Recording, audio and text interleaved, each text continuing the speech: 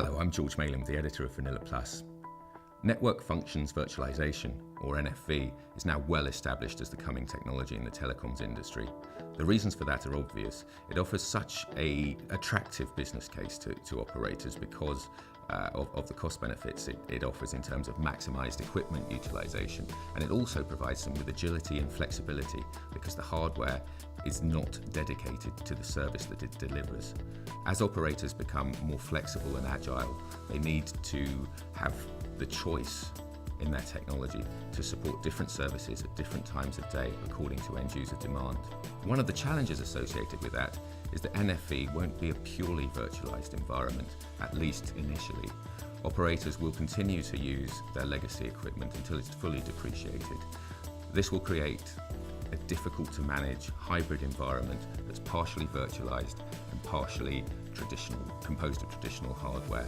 The way to get around this is orchestration, but there isn't a huge foundation of knowledge within the telecoms market about orchestration, and that's one of the reasons why we're hosting a series of webinars in 2015 to educate operators on the orchestration challenge and how they can deploy NFV in a very complex, very convoluted, very inconsistent environment. From an OSS perspective, much work needs to be done because OSS presents a potential bottleneck for the deployment of NFV. OSS has been designed to manage traditional hardware that stays static in the same location and supports the same services. The challenge for OSS is that it needs to have greater power to manage the virtual functions, which will shift from machine to machine, location to location, and service to service, and have a knock-on effect throughout the operator back office.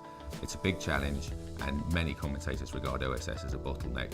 And in our coverage in the magazine, we'll be discussing how the industry is developing and researching solutions to the OSS challenge that is posed by virtualization. Even though operators' transformation journeys to NFV are starting now, there is a real danger that OSS could get left behind. The problem that OSS faces is that it's traditionally managed static items of hardware that stayed in the same place and served the same purpose within the operator's estate of hardware.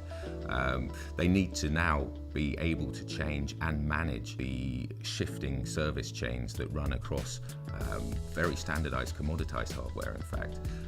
So that is the challenge that faces OSS. There are good indications that the OSS players are well advanced in their activities. After all, this is software, so it's not hardware development, and software cycles can be quick and readily updated. But there would be a word of warning and a note of caution that OSS could become the bottleneck to NFV if the market was to accelerate more rapidly than expected. At Vanilla Plus, we'll of course be looking at the developments of OSS to make it fit for purpose for NFV. That's one of the things we'll be addressing in our new series of roundtables starting in 2015, which will delve into the challenges operators face in achieving orchestration in the NFV environment.